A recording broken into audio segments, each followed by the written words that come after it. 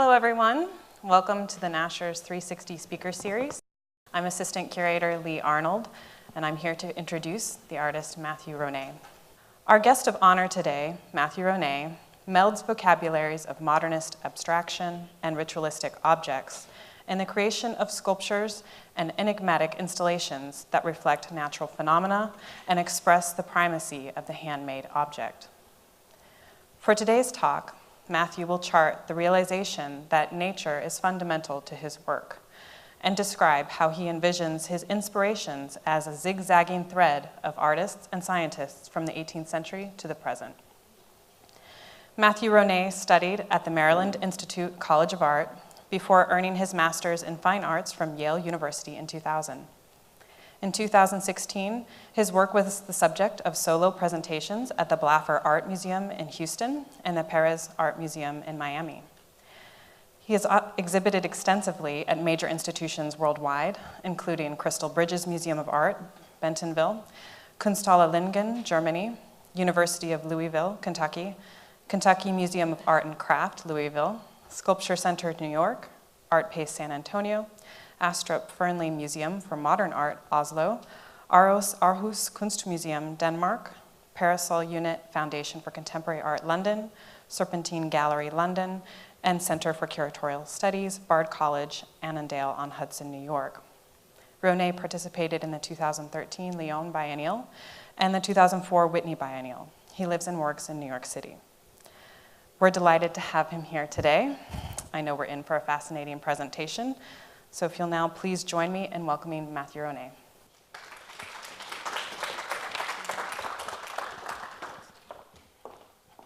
Hello. Are we working? Can you hear me? Okay. I want to thank Lee Arnold and the Nasher for bringing me here to present this lecture.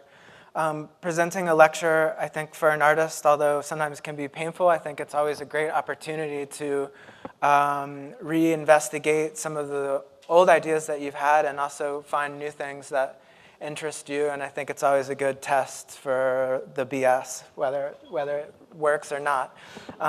So we'll see how I do. You can be the judge. So this lecture, if you're familiar with the movie Clockwork Orange, is going to be a little bit like what they subject Alex to. It's 470-something images. Depending on how nervous I get, the speed may get pretty quick. If I'm feeling sassy, maybe I'll go a little bit slower and try to be more honest. But loosely, before I start, I just want to say the lecture, as Lee said, will chart kind of my realization of the importance of nature to my work. I will share with you some of my inspirations that I've downloaded from the internet.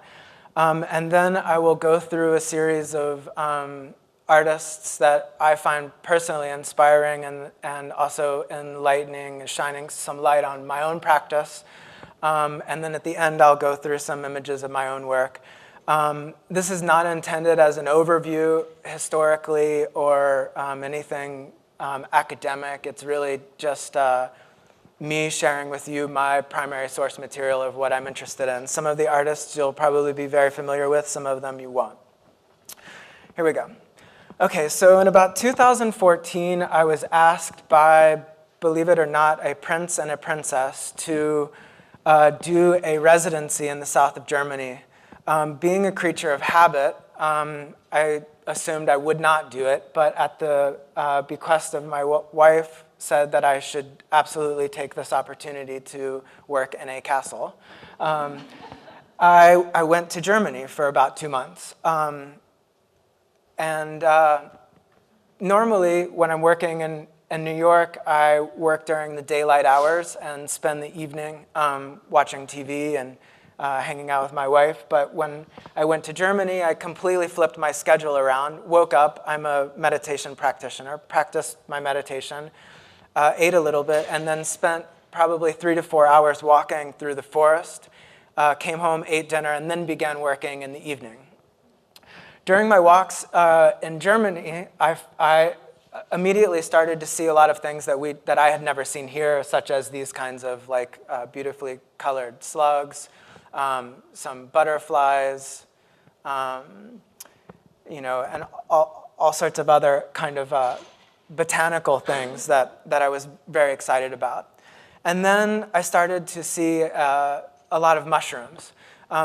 Me being a colorblind person, one interesting thing is that foraging the loam for any sort of plant life is for a normal person would be a very zen, mindful quality. But for me, I have to have a very limited bandwidth of searching because I'm red-green colorblind, and so it's very difficult for me to see how things arrive on the floor. So for me, it was a real walking extension of my normal meditation practice. So I made it my kind of goal every day to find some sort of species of fungus that inspired me in one way or another, which on some days would be very abundant, on other days not so.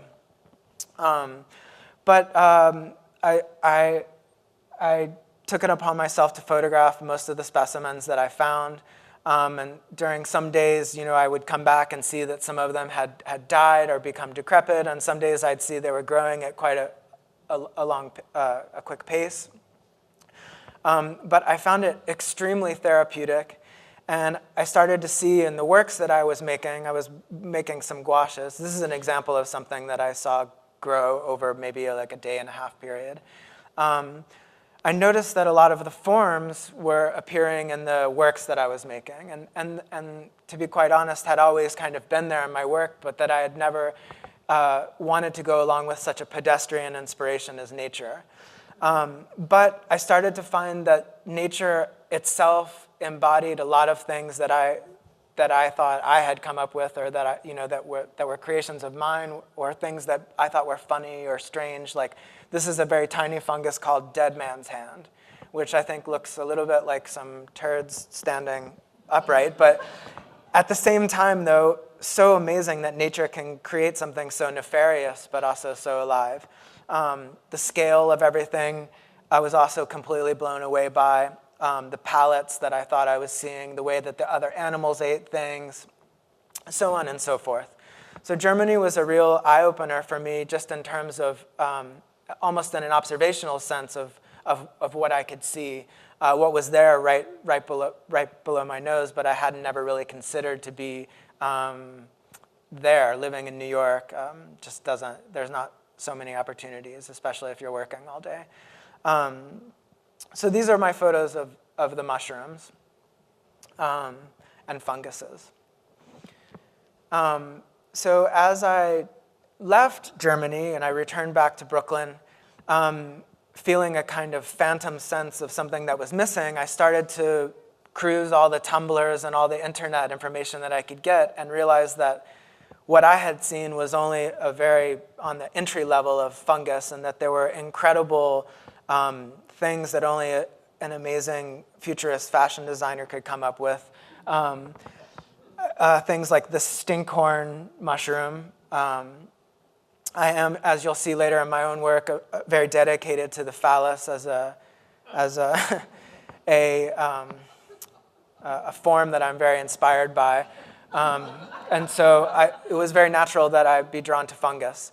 And then I started to learn about slime mold and intelligence, possible intelligence, and fungi, and there's just a lot of interesting theories. I think because fungus has this is actually a mushroom. It looks like something from H.R. Giger, but anyway. So from fungus, then I started to think more in terms of plant life in general. I started to research all sorts of things that fell into my element of my own work, content being things such as death, reproduction, disease, aging, sexual organs, orifices, perduncles, protuberances, mathematics, things of this sort. And I started to realize, all these things that you think you thought of, nature thought of them first, things that you could never imagine, like succulents such as this, that I don't even know how to exactly describe what we're seeing here, or beautiful textures and colors and divine geometries, just real brilliance of pattern, humor, theater, and just also a general, what I find a psychological sense of nature too, a way in which nature embodies thoughts. If we look at it as a metaphor, if we see it almost anthropomorphically, different types, personality traits, just different ways in which all sorts of things that maybe we think of as human conditions of creative residue actually present themselves somehow in nature, like this Harvey Weinstein. Anyway, so then I started to also think of certain kinds of things from the animal kingdom, and the way that the things in the animal kingdom also embodied lots of interest to me. A big interest of mine is tubes or phallus, or however it comes out, but different things that were shaped from also the mineral kingdoms. And then general, just fantastic ideas and images, things that I was finding on the internet, such as this. This is a pair of horse lungs that a doctor has forced air into to show exactly how large they get. Things like this, like forms like this, could be an ARP. You know, I mean, it's like there are so many different things, crazy aberrations of nature, evolutions of things so incredible as blind snakes, or incredible eyelids that look like they could be from some sort of Memphis design, like a Nathalie Dupasquier. You know, marriages of botany and animal kingdom, and other atrocities. And here again, humor and camouflage. I think the insect kingdom really for me has been very inspiring. There's been a series of great articles in the New Yorker about termites and their incredible capacity for building architecture. But I think overall, insects have one of the more imaginative senses of fashion. And I really have come to enjoy certain websites of insects from China that I think are absolutely incredible, like things like this, which I just find utterly fascinating. Things that you can't believe. I'm a big fan of depigmentation too, so albino-ness I think is very incredible. And texture, and disease. I think this is a mold that's attacked a spider. Anyway, so I started to collect a lot of imagery, and found it very exciting on a formal level,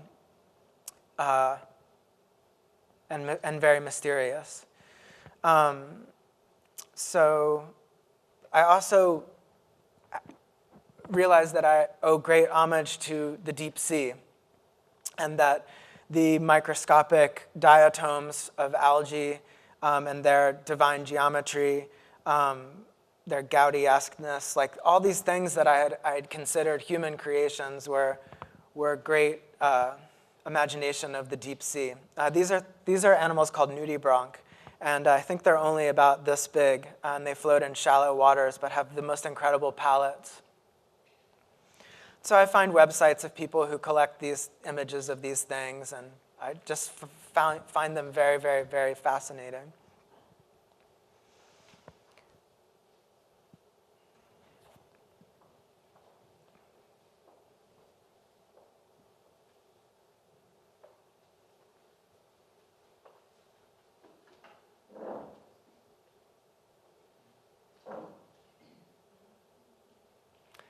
So, in the very deepest depths of the sea are these creations, which I think could easily be surrealist, you know, Leonora Carrington's or something that you could not imagine on the deepest psychedelics.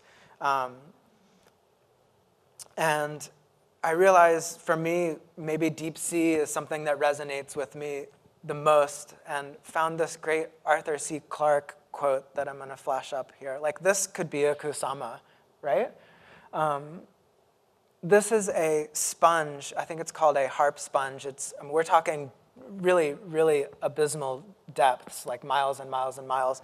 They're always finding things that we had no idea existed, that look completely, to me, man-made. But this Arthur C. Clarke quote, amazing. We seldom stop to think that we're still creatures of the sea, able to leave it only because from birth to death we wear the water-filled spacesuits of our skins. This is the kind of, I'm a big science fiction guy too, and this quote really resonates with me. But deep sea creatures, I think, really do it for me. Anyway, so I went from these kinds of things to start to do more research, which includes obviously like a more in-depth understanding that's not skin deep, where you're looking inside of animals, inside of organs, to see other worlds inside those worlds, where you're starting to understand not only just the way that things look, but the way that things function. And it's on this level that I started to get very inspired, that I found often that the explanations for the way that proteins work in DNA, or the way that the circulation system works, or the homeostasis of the kidneys, that these things, for me, could also be read in terms of narrative, spirituality, or psychology. Sorry, some of these like translated weird from the internet. But that these systems of respiration or circulation or so on and so forth, that they held within them some sort of other logic that I think that painters and sculptors and dancers and people maybe subconsciously apply to their movements or their narratives. Even the way that geology is formed, like all these things tend to have a way of working themselves into artists' ideas and artists' narratives. And then also can be read almost in a way like a Peter Halley, or like something, you know, that there's all sorts of other like deep visual language here that resonates with artists. This I just include because it's amazing, the way that the direction of hair growth. This is like the stuff that I find just visually interesting and ripe for storing and synthesizing and bringing up later. So let's see, where are we going here? So other things that I really enjoyed learning about, like, for example, octopus have a penis in one of their arms. I thought that was interesting. Or this is called a hemipenes. So this is a penis of a snake, and it exists inside a snake in reverse. So if you can imagine, in order for the penis to come out of a snake, it actually reverses itself and comes outside the body like this. So it's these kinds of things that I think, okay, on one level, the humor is kind of immature.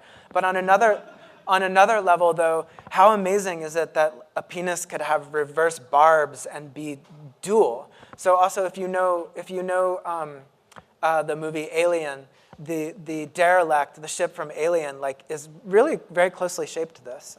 I think Giger knew that when he thought of it. But these are also hemipenes. So I think, to me, I find these extremely beautiful. And then I also find that once you start thinking about their use and why they work that way and how they're supposed to interact and with other things, this is a rhinoceros penis, which I think is absolutely incredible. Looks like some sort of flower. And then ultimately, I think this is very hard to understand, but this is the gun from the movie Existenz. And so I also really start to respond to the way in which primary forms also somehow inform some sort of technology. And so in Existenz, the Cronenberg movie, they have a gun that's made from flesh, which I think is an area in which an artistic mind goes, where you start to see in primary structures some sort of other technological or man-made structure. So this part of the lecture will now be a series of things that have inspired me, that are works from artists or scientists. And so here we go. So starting in the late, let's say like 1790, completed was a book of botany called the Codex Liechtenstein, which it's 14 volumes. It took 30 years to make. Some of Europe's most forefront botanical artists made this book. And so it begins in this like very strangely, the terribly perspectival amalgamation of classical thought and all these other things, which I find extremely charming and almost surreal. But it goes into, as botanical texts do, a very in-depth kind of series of looking at the herbs from that area, and then also other plants that they could grow in a hothouse on the premises.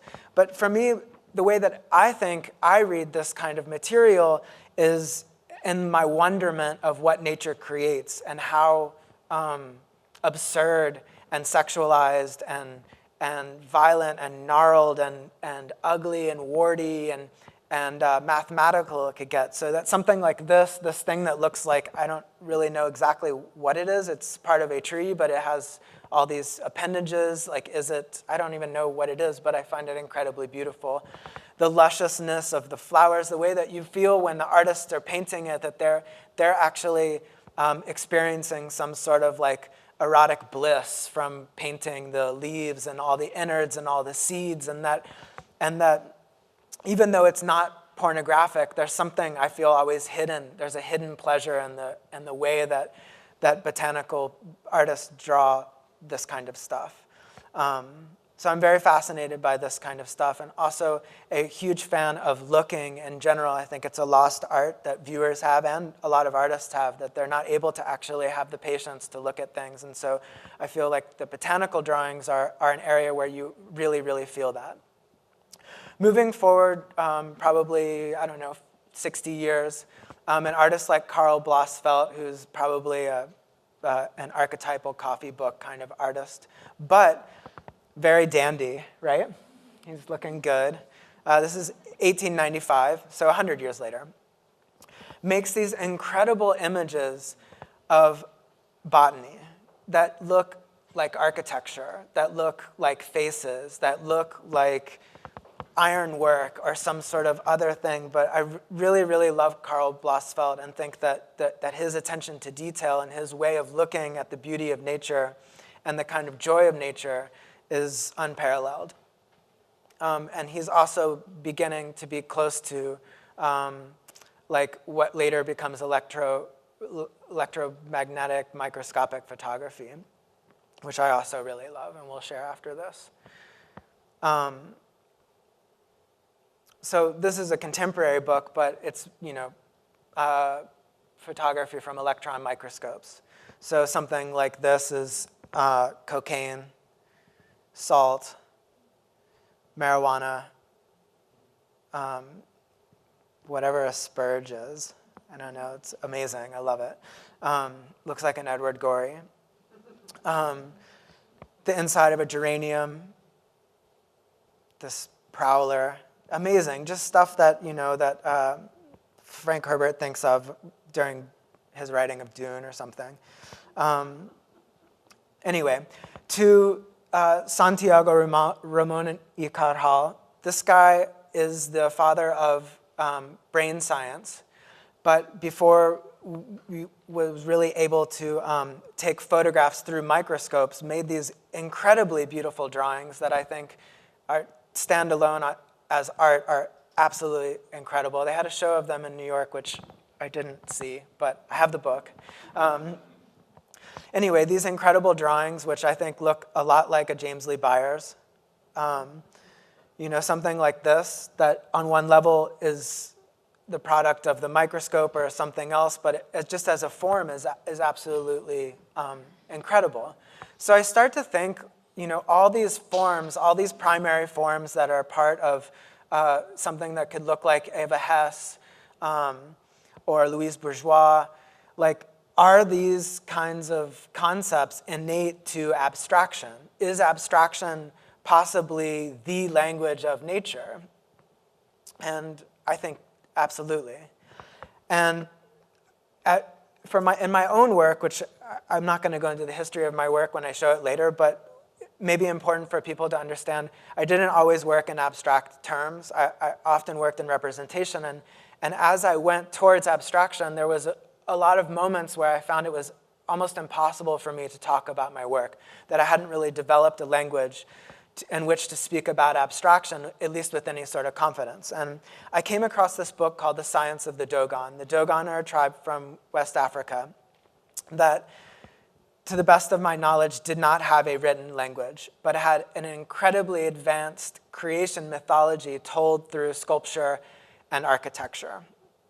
And this guy, Blaird Scranton, who's not an expert really on anything that I can tell, it's kind of a piece of guerrilla scholarship, wrote a book that supposes he's a computer guy, and he overlaid Egyptian creation mythology, the Dogon mythology, and contemporary quantum physics and ideas of these sorts, and found out so for example, on the top image is the shape of an electron orbit. Below is a scene that they had taken from a door of a granary of Dogon creation mythology, talking about one of the most elementary particles. So there's this incredible way in which the Dogon, even without microscopes or without necessarily knowledge of the elements of matter, had this weird intuitive understanding of the elements of matter. Here is another example where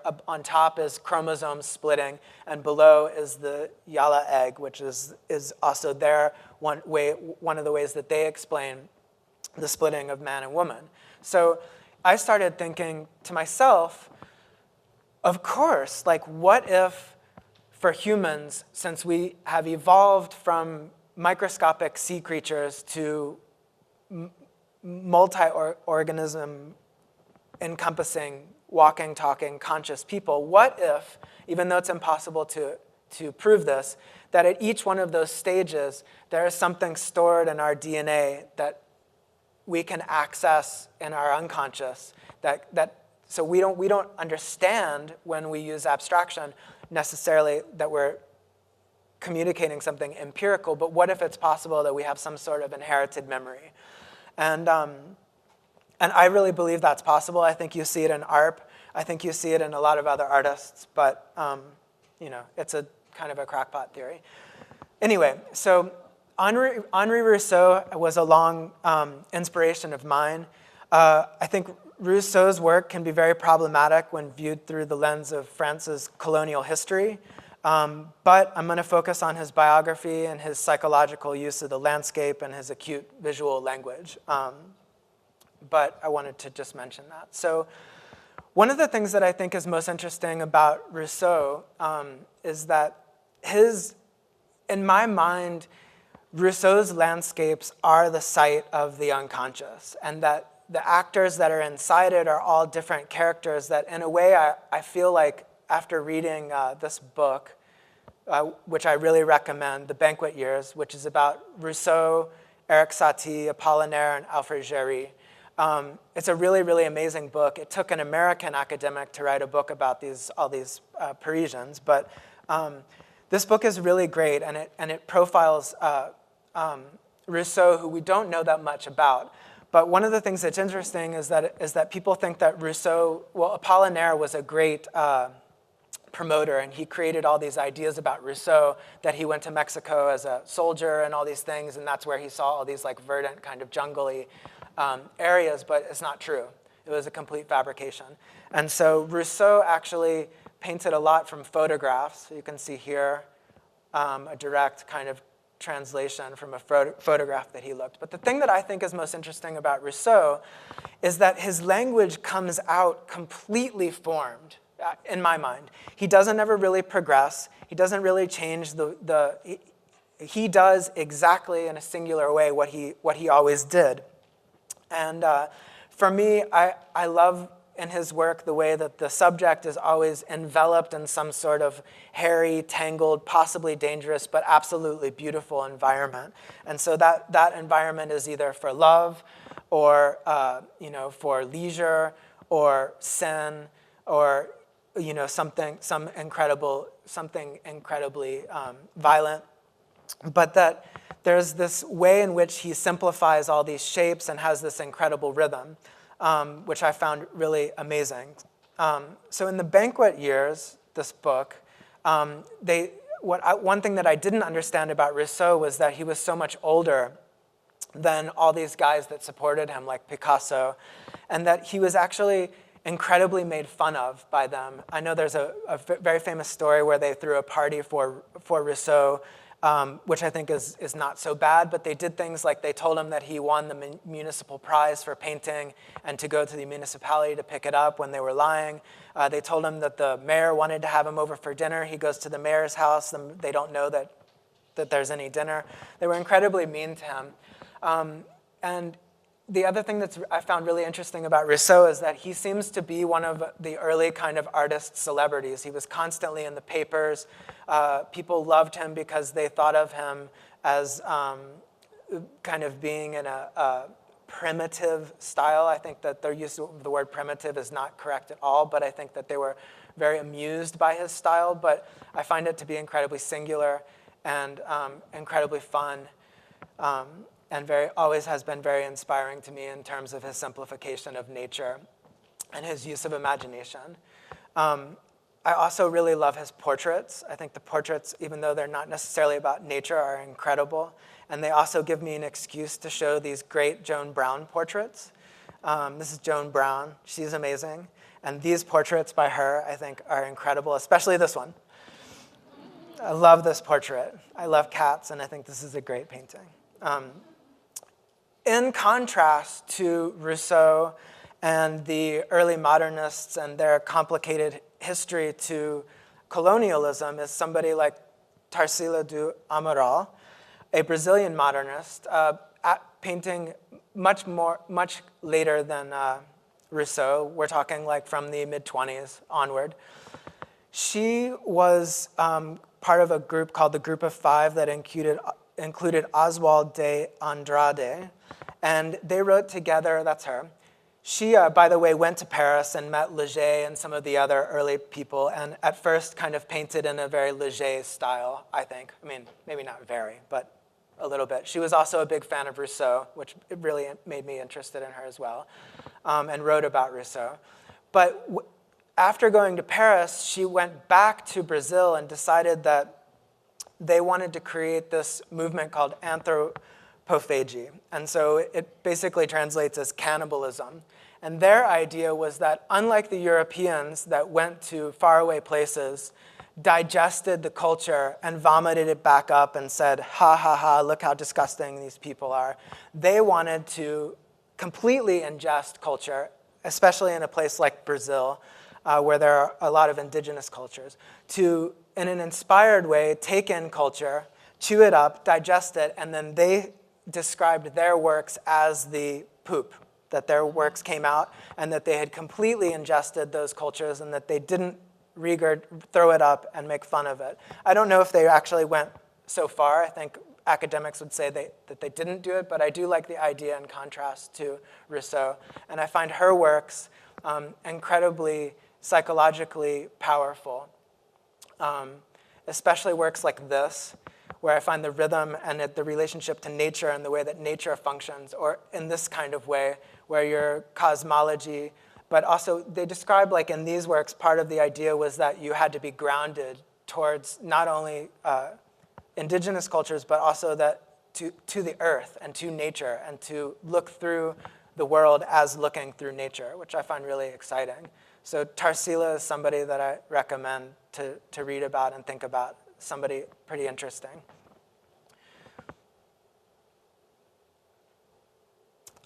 John Dunkley, he's a Jamaican painter, also painting like from the 30s, probably through the 60s. Also was, well, Tarsila was probably upper class, but he's middle class, owned a barber shop in Jamaica, was very exposed to Life magazine and a lot of photography, painted from photographs quite often. But the thing that I really love about this work is that I feel like it has some sort of tropical goth, that this is work that even though there is a very verdant quality to the islands, that there's also next to that a very decrepit kind of decomposing quality of this kind of climate. And I really also respect and respond to his kind of organizing of something very wild like nature. I find these works very singular. I love the kind of, again, two Gorey, Edward Gorey references there, but very like Edward Gorey kind of goth. His also very like a bas-relief kind of quality. And then speaking to me, also he's also a what I call a tuber, which could be a very polite way to say also very obsessed with the phallus. All these you can see as I get to a certain part in this lecture. Well, you can see there's a little tube over here, there's one here, a tube here, here. Very tubey, very phallusy, which I think goes with nature. There's a certain way in which nature has to have one thing that fits into another, which I respond to. But I find these very eccentric paintings. There's a show, if people are going to New York, there's a show up in New York of Dunkley right now. I really recommend it. He's somebody that, he had a show at the Perez, so he's recently like getting some respect that I think he really deserves. Also, I think a lot in common with Rousseau and different imaginative ways to use nature and the landscape as psychology or narratively, but also to kind of in a botanical way and a looking and researching kind of way.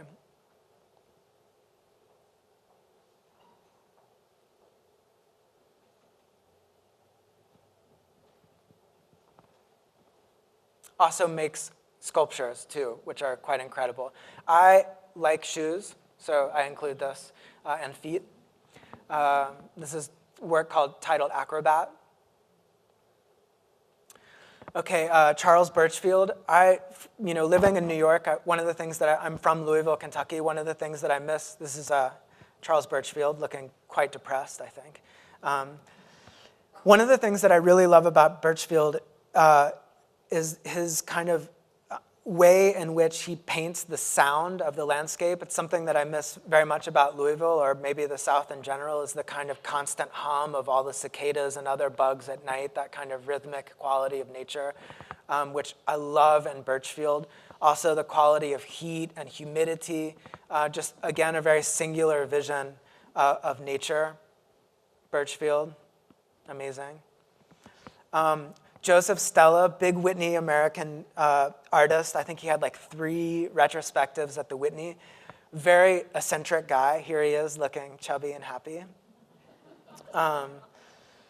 He's famous for his cubism of the Brooklyn Bridge, but he did these. Well, these ones are very strange, but wait till you see these other ones. I also think of him as a kind of artist who amalgamated nature, who tried to graft things together, but he did these hallucinogenic, I don't even know what to describe these paintings as. I mean, they're so bizarre. And when I found these, I really responded to these. I think they're very strange, a mixture of a botanical psychedelia and Gothic architecture.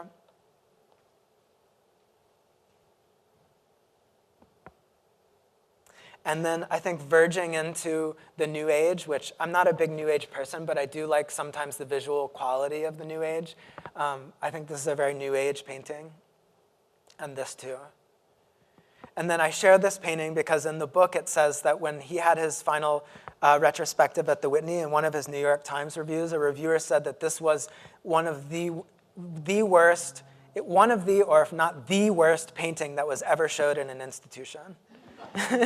Which I thought was really harsh, but I think it's not so bad. I mean, maybe times have changed, but I mean, I don't know. Is it that bad?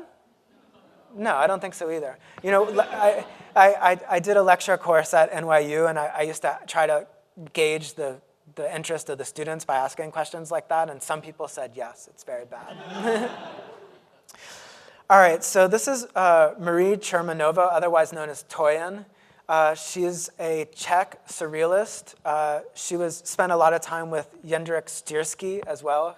This is her, but this is also her with Jędrek. I don't know if they were married, but a very interesting kind of offshoot of surrealism, the Czech surrealism, because it included a lot of inspiration from the East, which I find really exciting.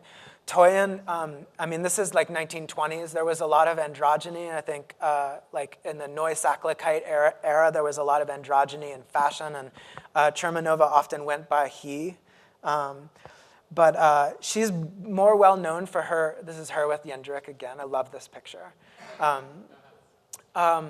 She is probably better known if you're doing a cursory internet search for her penis drawings, which I love, but they don't apply to this lecture, so I didn't include them, even though I wanted to. But I originally started looking at this work and thought, oh, this is purism, which is something that Corbusier and Leger kind of founded, which was an offshoot of cubism, basically. But in fact, her and Jendrik created something called artificialism, which, to be honest, I don't really totally understand. But artificialism, as best as I could tell, was not an abstraction like cubism, which is based on something empirical, or surrealism, which is based on an actual memory, but more an abstract consciousness of reality, which is, I guess, hair-splitting. But these I really liked. But as she kind of transitions into high artificialism in the late 20s, she creates a lot of paintings that I really, really respond to, even though I sometimes find them extremely ugly. I feel like they estimate pictorial space, but they introduce these primary structures, which I think a lot of artists are really drawn to. And by that I mean like early organisms, things that are very elementary, like amoebas, like things of microscopic level that have soft shapes, but somehow resonate, I think, with humankind. So on one level, these just appear to be pretty paintings, but I think as they progress, they become vaginal. They include something like a bivalve or something. I think she has a very deep sea vibe, which I really respond to, like barnacles, coral, sand, shells, these kinds of things, although she doesn't quite let them completely form. But somebody that I'm not in the right circle maybe, but I don't hear people talk about Toyin very often, but I really find these paintings to be quite great. This is one of the height of artificialism as she starts steering more towards surrealism. But Toyin I find really fascinating. This is a later work, and then this is like, in the 30s, late 30s, where she starts to become like completely surreal. But Toyin, somebody that I find really interesting. Sergei Charchoun, somebody that I don't know anyone is really talking about, maybe in Europe. He was what's the name of where all the artists, whatever. All these guys in Paris, like Giacometti, Miro, all these guys had studios in a certain area. He was over there. He was very poor. He's from Russia, but during World War I, he either defected or just decided he didn't want to be a part of it, went to Spain in like 1917, 1918. I found out about Charchoun from this amazing book that I'm recommending to every artist in this room, The Spiritual and Abstract Art, 1890 to 1985, by Maurice Tuckman at LACMA. This book, actually, for all of you guys that are excited about Hilma af Klint, she actually appeared in this show. She has a big show up at the Guggenheim right now. But I was flipping through this book. It was a book that my teachers had when I was in undergrad, especially one important teacher to me, Ken Tisa, had. So I actually thought all artists had this book, but maybe it was just him. But I was flipping through this book, and I saw this Charchoun painting on the left. This is the painting. And I immediately was very drawn to this. Now, what's interesting about this as we're heading towards Dadaism is that this is a painting that he made. He originally made a drawing on a piece of film. The drawing that he made on the film was inspired by some folk music, and then he played the film and then made the painting based on his viewing of the film. So not very connected to nature, but I think interesting. So Charchoun was coined the term for himself, ornamental cubist, which I think a lot of people frown upon ornamentalism, but I like it, and I don't care what you say. So anyway, he's not a very macho painter in a moment of very macho Picasso-y kind of guy painters. He was very quiet, and he had a very ornamental quality that I really like. And on top of that, so I'm showing a couple of these just because I want to take this time to familiarize you with his work, these very geometric cubisty ones. But as he progresses, he starts to get into these areas that I respond to where you feel that they're circular. Like, to me, I feel like this is an amalgamation of the circulatory system and the erotic imagination. It's like a heart that has an erection or something. But the thing that I really love about Sharshun is that he's a synesthete. So when he hears music, he sees imagery. And not only that, but like a lot of artists who are excited about nature was very interested in water and waves and wavelengths. And so when he sees the water and the rippling on the water, he thinks of music, he thinks of some sort of abstract scientific quality. And so he makes all these amazing kind of sea paintings, which I've tried to gather some of them here. Some of them feel like they could be octopus, or they could be some sort of weird jellyfish, but they have this great rhythm of the sea, which I really, really, really like. The story about Sharshun that I think is really interesting is that he was an artist that lived in a lot of poverty and was supported by people like William Copley, Miro, Man Ray, all these kinds of people. They really encouraged him to keep going and keep going and keep going. And one interesting thing that happens to him, I'm showing these in chronological order, so like we're like in the 50s here. But as he gets older, he starts painting over the paintings more and more, and as the years peel off, so does the pigment. And so by the time he's like in the 60s, he's basically painting these monochromes. And Copley made a book about him, and he said that when he went to visit him in Paris, the studio was so small that when he entered the studio, Sharshun put another painting over the door so that they were kind of in this claustrophobic space. And as he was helping him move around, back in the day when the white pigment was lead, he said the paintings were so heavy because he had painted over them so many times that they had a real difficulty lifting them up. I always thought that they reminded me in a really great way in the way that turds petrify. So Agnes Pelton. If anybody thinks that Loie Hollowell, does anyone know Loie Hollowell? You know this work? She's a young painter. She shows at Pace. I think she's like in her 30s. But I think she really knows this work. I just want to be on record there. But Agnes Pelton, this is her. She went to Pratt, graduated in 1900. Looking great here. So she bounced back and forth between abstraction and representation, lived in Taos for a bit, has a kind of, in a way, if you wanted to disparage these paintings, you could say they looked like they were made in Woodstock or something. They have this kind of new agey, could be on some, book about theosophy. But I really love these paintings, and I think that her thing, whereas Kandinsky thought of spirituality and nature as something that you suffer from and work through, she had a very calm, occult way of thinking about things in terms of air and water and vibrations and movements. And I saw a couple of these at the museum in Missouri, Arkansas, Crystal Bridges. They had one on display. They're really gorgeous. And they have this quality that is about the cosmos. It is very dramatic, but also has this kind of occult a little bit.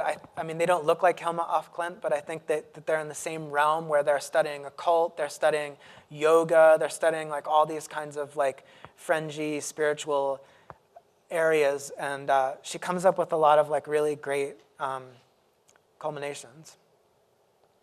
Agnes Pelton. So these are like 20s, late 20s, again, like a lot of this work of modernism. Real dramatic, could be Lisa Yufkevich, like that kind of airy vibe. And then also just very, again, singular and offbeat. Could be almost bad, but I think are really courageous, and so I think they're good. One of my favorites is coming up. This, amazing, I love this. This is, they say, one of her best works that kind of encompasses ideas of planetary and also flowers and kind of terrestrial, extraterrestrial. This work I find incredibly bizarre. Like some sort of ancient gates, slightly cross-like, cosmos, I don't know. A lot of crazy stuff going on.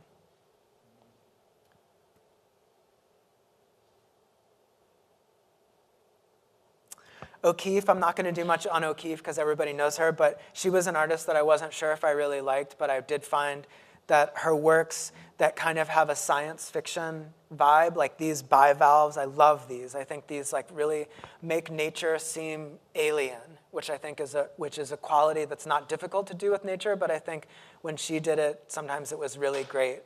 And this is, like, for example, I think this is an amazing O'Keeffe. This could be totally made like right this second, I think. And her paintings from airplanes, like, or at least that's what I assume they are, I think are really great. Are we okay? Everybody okay? All right. All right, so Arp, our man of the hour, this is his, something, I collect books, so almost all these images that are made from my book collection, not internet stuff. But I found this up in Massachusetts, his book from his retrospective at MoMA back in the 60s, I assume.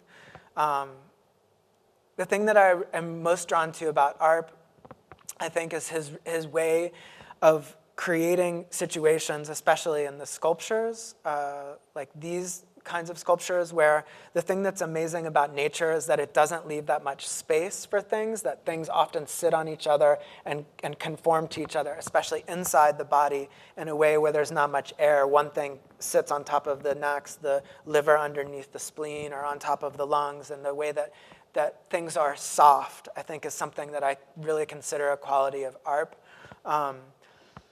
Since I'm in the midst of an expert on Arp, I'm not going to try to really say that much great about Arp that isn't in the exhibition above, but to say that I feel like he has a really deep and intuitive understanding of nature, in the sense of how it circulates, how it's homeostatic, how it's soft, how its forms touch each other. I don't have much to say about Arp because I'm nervous about it, but I love him, and I think he's really great. And what else can you say? Also, great sense of humor. Sometimes nature is funny. Sometimes the sound nature makes is funny. Sometimes the way it looks is funny, and I think he embodied that in an avant-garde way, which is incredible to me. And I do have some kind of interesting installation shots here, like this, I think, is a nice shot of all sorts of stuff together. Okay, Jeremy Anderson, he's a funk artist. Funk was a movement in California in the 60s, 70s.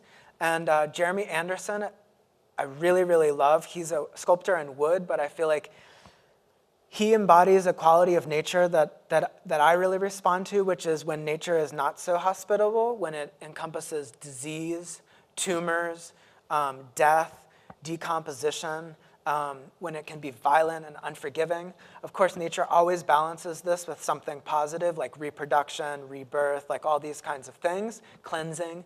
But I think that there's something about Jeremy Anderson that is slightly dark and surrealistic. But I'm a big fan, as I said, of the peduncle, of the wart, of the protuberance, and so I think he's a master at that. Again, with the deep sea, creature-y kind of vibe. Jeremy Anderson, very eccentric artist. He was in a show called What Nerve, curated by Dan Nadell. That was, I think, at Matthew Marks and at the Walker or something. Okay, this is an artist named Graham Marks. He was a ceramic artist from the 70s and the 80s. He's no longer working anymore, and I want to share with you the reason, which totally blows me away. He taught up at Alfred in upstate New York, and they were planning on dumping some nuclear waste up in Alfred in the 70s. And he and other people from that area decided to do some civil disobedience, and they stopped the government from putting nuclear waste there. And he told me, after his experience of being able to actually do something, that he found it impossible to work in the studio, which I thought just blew my mind because it's just incredible. So he doesn't work anymore. He's an acupuncturist. This is not a Saturday Night Live skit. Anyway, his works, particularly to me, resonated because they have this macro, microscopic version of the universe in which, like the Charles and Ray Eames movie, Powers of 10, shows that what's in microscopic is also in macroscopic. And so he worked in the half-egg form, which I think is also incredible, that he basically limited himself to these things. One thing that's deceiving about these photographs is that these things are big. like gigantic. And you can see here they're made in coils, which was also very eccentric. He said that he had to sometimes wait months to dry these things out by just barely lifting the plastic off once a day to let that little amount of moisture come out so that they wouldn't crack.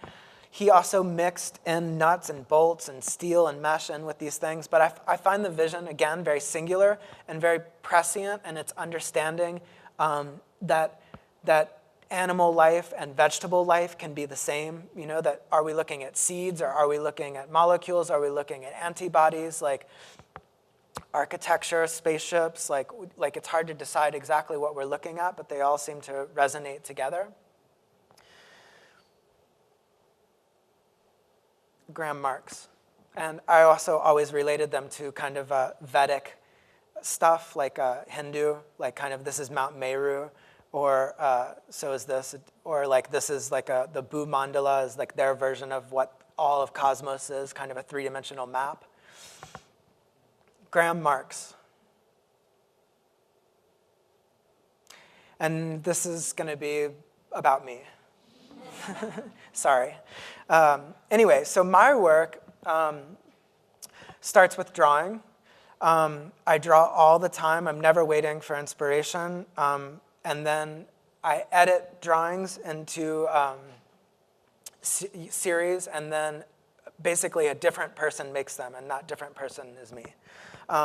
So the person that's drawing and the person that are sculpting are actually almost kind of two different people. I'm not considering how a sculpture is made when I draw. And so it's kind of the magic of this other talent side of mine to try to make them into wood. So like this is the sculpture, and that's the drawing. So I've always, from the very beginning of my work, stayed very faithful to drawing. I find that there's a lot of things that happen in drawing that you wouldn't be able to think to do so easily in sculpting because of a mistake you make when you're drawing, or the waviness of a line or something. And so I always stay very faithful to those things. Most of my work is in this realm of what I guess you could call biomorphic abstraction, but I often interpret it in terms of reproduction, death, disease, decomposition, sexuality. And then on top of that, I think, especially recently, there is a latent kind of cybernetic vibe, so that we're looking at nature, but also nature as it's aided by technology somehow. One of the things that's most important in my work is the kind of intersection of the materials and how the materials feel soft, that it's actually, you actually get the feeling that it's not wood, that it might be some sort of soft material, but almost all of this is made out of wood. I'm very dedicated to things that happen in nature that could be interpreted on a different level. So for example, the title of this piece is Trophallaxics. I'm also a big connoisseur of language. Trophallaxics is a scientific word that describes how one animal regurgitates food and transfers it to their offspring. So like a mama bird to a baby bird. So in my mind, like there's a quality in this that's about a kiss or something that's like very tender. But that's just one example. But it's like these are the kinds of things for me, that ways in which I use nature in my work, where I create an image, and then through sculpting the image and thinking about the image, I then go into some sort of scientific research about something like trophallaxics or something else.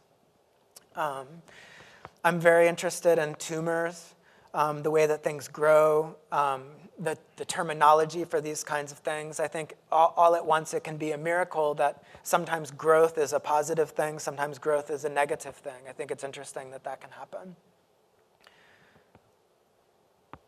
I also often use a base as a way to kind of apply some sort of logic to what I think when you have organic material, often wrongly we apply there's a machine-like quality to it, that the body is a machine, but I think it's not true, and that often I think it's nice to balance things like this, where you have an organic main part and a logical base, something that applies some sort of logic to something that might be illogical.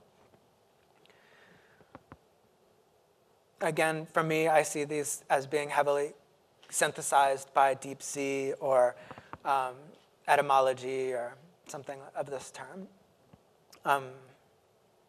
and also technology.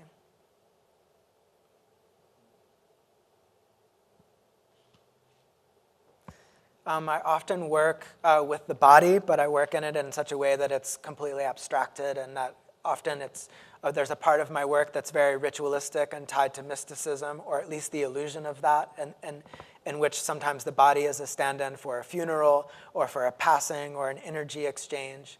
I often work in terms of the environment, whereas something like this I feel like could be about pollution and the intersection of acid with the ocean seafloor. But of course, I consider it also some sort of interplanetary drug mechanism or something. I'm waiting to get to, I'm going to go a little bit fast. I often work singularly like this in discrete sculptures, but the real passion of mine is to work with all the works in concert. And so let me see if I can get to something like this, where I'm presenting a series of objects in a kind of ordered procession in which somehow an idea builds upon itself as it exchanges, and so as it changes from the front to the back of an installation. So for a body of work like this, like I had always thought of this work as being about the gestation of any sort of organism from birth to death. And so you're starting out at the front of this over there with like the beginning of an organism, the splitting of the chromosomes, the penetration of how it happened, the splitting of the eggs, the twinning, like all this kind of stuff that happens in nature. Of course, it's not didactic, so my reading is actually just an example of a possible reading, but I think that the building blocks of the language are there, that the soft material, the way that things fit into each other, that they transmit an idea that has something to do with life cycle, or the small circle of living matter. So for something like this, I organized this show. I imagine that this show was organized as a model of a body, starting on the back wall as the kind of brain center, and then working away from that into different areas that could be about respiration, digestation, homeostasis, gallbladders, appendices, antibodies, like these kinds of things. And at the same time, obviously, often there's a kind of, there can be a performative or mystical quality. This is a large installation where in that big blue penis shape, I actually get inside that and perform a kind of, a couple of series of activities where I shake that pink thing, and then here you can barely see it, but I need these little balls. See underneath that little spout. But something like this for me, like in my mind of interpretations, a work like this is about what happens to the body or the soul as it goes from the world of the living to whatever is next, whether that's nothingness or whether it's somethingness. That this is, for example, like a mythology that the Greeks investigated, the Egyptians investigated. Arnold Boecklen, I'm a big fan of his, he investigates it. It's the kind of story of what happens to physicality once you leave the material world. So at the very front of this installation is a horizontal sculpture, which is a good stand-in for the body, and then contrasted that with something vertical. Anyway, but I often work in organizations of installations to try to apply some sort of logic to the viewing experience. And so I organize exhibitions this way. And then once you're in the exhibition, you're free to kind of look at the sculptures as discrete objects, that they themselves embody their own concepts or associations.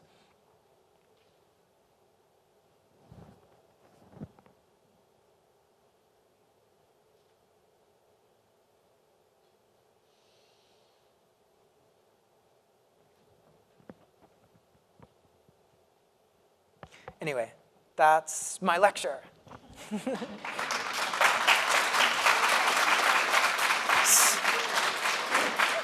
So I'm happy to take questions if you have any. Can you wait 1 second for the microphone? Thank you. Thank you for your lecture. You have such a wonderful color sense. Huh. How does your color blindness impact your palette? And Well, you're wearing wonderful colors. Oh, thank you. My wife, who's over here, we work together on color. We've been together since the 1900s,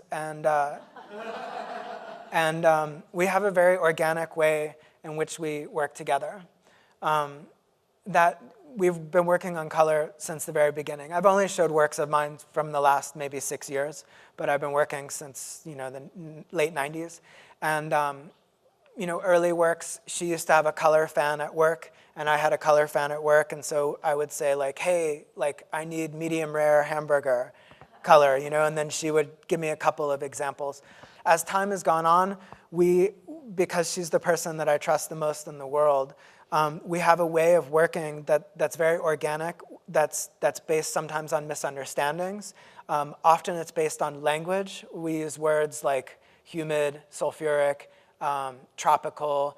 Often we work against the forms. So if we're trying to do something that's not botanical, we'll use deep sea blues, or we work against the form, or we work against the interpretation in a way. I think like one of the things that a lot of artists work towards is to be able to create this razor's edge of familiar, unfamiliar.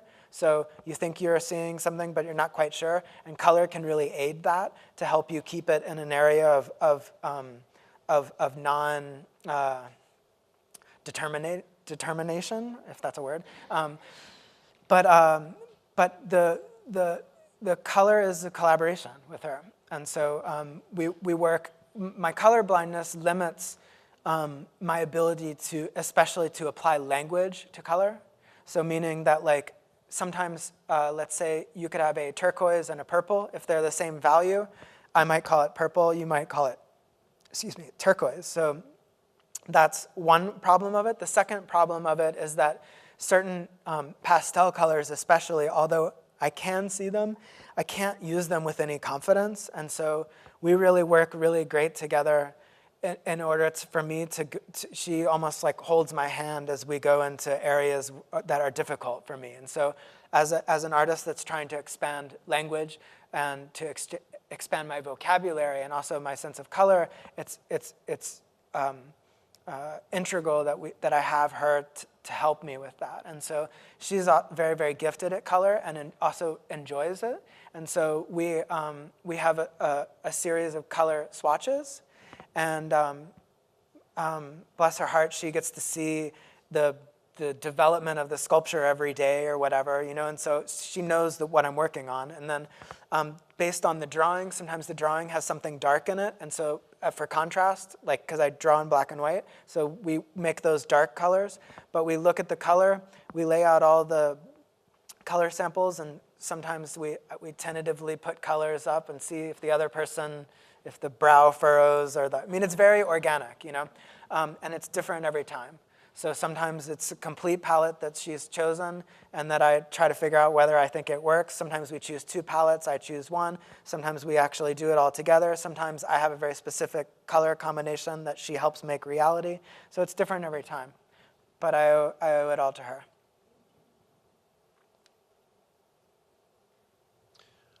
Hi, I have a question about your sculptures. The individual documentation that we see here mostly, I'd say, shows profiles at about your eye level or my eye level. And the installation documentation shows the sculptures presented at a much lower level. Yeah. And so I wonder if you have, are the installations aspiring to the documentation at some point, or do you have some comment about the difference between those two? Yeah, I'd love to talk about that. A couple of things are at play here. Number one, I do most of the photography of this work. And I often photograph it from the angle that the drawing was made. Early on in my work, I showed things, and there's a couple of pieces here too, directly on the floor. I felt like these installations, they're on fabric, but originally I just showed things on the floor. I found the pedestal to be in the way. I think as I got older, one of the things that I realized was that the pedestal was a very useful tool to get someone to isolate their kind of, in a practical way. But the reason why I often show things very low is I like to have someone be aware of their body when they're looking at something. And so for that reason, and if they don't want to do that, then then it's whatever. Then they're not going to get it. But it's like I like to have somebody bend down a little bit to see what they want. And so that's why I normally choose those heights. Every now and then I show things higher, but you're right. For the most part, I prefer to show things lower. I've always done it that way. Does that answer your question? Okay.